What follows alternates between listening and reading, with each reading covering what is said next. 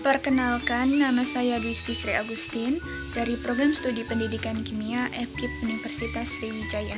Perkenalkan, nama saya Fadila Sira dari Program Studi Pendidikan Kimia Universitas Nusa Cendana Kupang.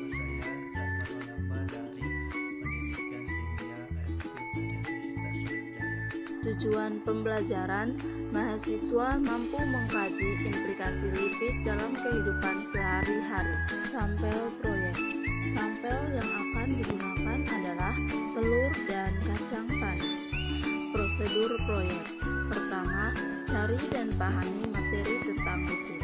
Kedua, temukan bahan pangan di sekitar lingkungan yang dapat dijadikan objek dalam proyek ini. Ketiga, amati dan rekam objek yang menjadi sasaran dalam proyek ini. 4. Edit video yang telah didapat dengan semenarik mungkin. Materi singkat. Lipid adalah sekelompok senyawa non-heterogen yang meliputi asam lemak dan turunannya, lemak netral, fosfolipid, serta sterol.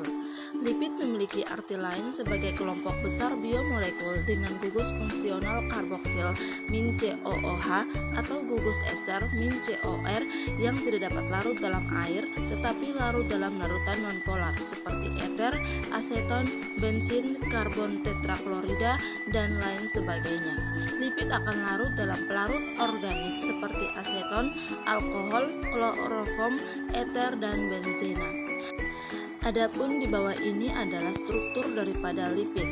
Di sini lipid juga merupakan senyawa triester yang dibentuk dari senyawa gliserol dan berbagai asam karboksilat rantai panjang. Pembahasan. Pertama, pada telur. Jenis makanan tinggi lemak sehat salah satunya adalah telur. Telur merupakan sumber protein yang populer terutama bagi vegetarian. Setiap 50 gram telur rebus mengandung 5,3 gram lemak, 1,6 diantaranya jenuh dan hanya 78 kalori. Kuning telur juga mengandung vitamin D dan kolin, salah satu vitamin B yang mendukung fungsi hati, otak, saraf, dan otot. Kuning telur juga mengandung fitonutrien lain, termasuk lutein. Penelitian yang lebih awal menunjukkan bahwa telur dapat meningkatkan kolesterol, namun penelitian yang baru membantah hal tersebut. Sebuah studi tahun 2018 yang dilakukan pada orang dewasa di Tiongkok, misalnya melaporkan bahwa mengonsumsi 1 butir telur sehari dapat menurunkan risiko penyakit kardiovaskular. Selanjutnya adalah pada kacang tanah. Menurut USDA, kacang kaya akan kandungan lemak, vitamin E, vitamin B, magnesium, serat, dan protein. Jenis lemak yang terkandung pada kacang-kacangan adalah lemak sehat. Mengonsumsi beragam jenis kacang ini bisa membantu Anda untuk memenuhi kebutuhan lemak sehat. Di dalam 100 gram kacang tanah terdapat 567 kalori, 49 gram lemak, 16 gram karboksilat, 9 gram serat, dan 26 gram protein. Adapun fungsi daripada lipid yaitu yang pertama, komponen membran sel, yang kedua adalah pelindung dinding sel, yang ketiga penyekat panas atau insulator, yang keempat sumber simpanan energi, yang kelima pelarut vitamin A, dan yang keenam adalah komponen hormon. Sifat-sifat pada lipid. Yang pertama, hidrolisis dari lipid akan menghasilkan asam lemak yang berperan pada metabolisme tumbuhan dan hewan. Yang kedua, lipid tidak larut dalam air tetapi dapat larut dalam pelarut organik seperti benzena, eter, aseton, kloroform, dan karbon tetraklorida. Yang ketiga, lipid mengandung unsur-unsur karbon, hidrogen, oksigen. Beberapa jenis lipid juga memiliki kandungan nitrogen dan fosfor. Yang keempat, lipid tidak mempunyai satuan yang berulang, tidak seperti karbohidrat dan protein. Untuk membuktikan adanya kandungan pada lipid, dapat menggunakan beberapa uji kualitatif lipid, yaitu yang pertama adalah uji kelarutan lipid, yang kedua adalah uji akroelin, dan yang ketiga adalah uji ketidakjenuhan lipid.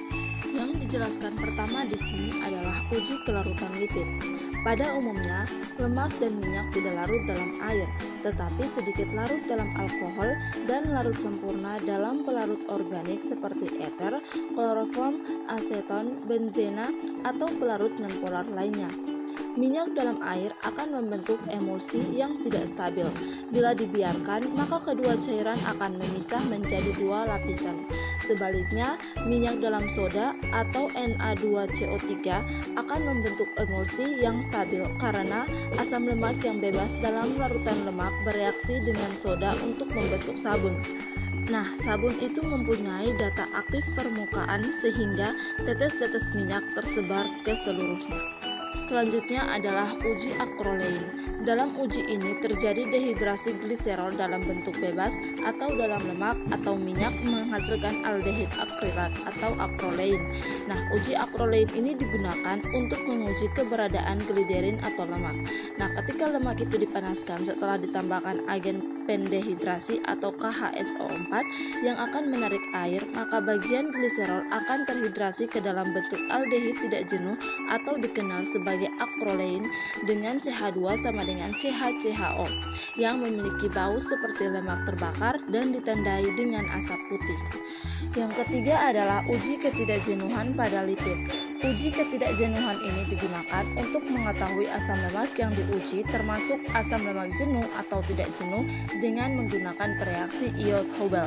Nah, Iod-Hubel ini digunakan sebagai indikator perubahan. Asam lemak yang diuji ditambah dengan kloroform sama banyaknya. Nah, tabung itu kemudian dicocok sampai bahan tersebut itu larut. Setelah itu, tetes demi tetes reaksi Iod-Hubel dimasukkan ke dalam tabung sambil dikocok dan perubahan warna yang terjadi terhadap campuran itu diamati. Asam lemak jenuh dapat dibedakan dari asam lemak tidak jenuh yang memiliki ikatan ganda pada gugus hidrokarbonnya. Reaksi positif ketidakjenuhan asam lemak ditandai dengan timbulnya warna merah pada asam lemak. Lalu warna kembali lagi ke warna awal kuning bening. Warna merah yang kembali pudar menandakan terdapat banyak ikatan rangkap pada rantai hidrokarbon asam lemak. Berdasarkan jumlah unit penyusunnya, berikut adalah struktur penyusun lipid. Struktur yang pertama adalah triasilgliserol.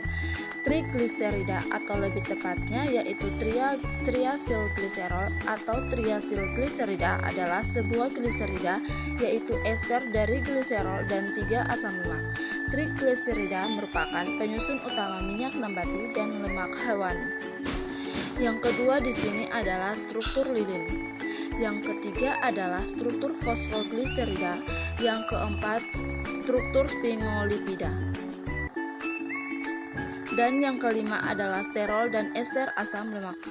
Kesimpulan, lipid adalah sekelompok senyawa non-heterogen yang meliputi asam lemak, trigliserida, fosfolipid, dan sterol. Lipid larut dalam larutan nonpolar seperti eter, kloroform, aseton, bensin, karbon tetraklorida, dan lainnya. Bahan pangan yang mengandung lipid contohnya yaitu telur dan kacang tanah.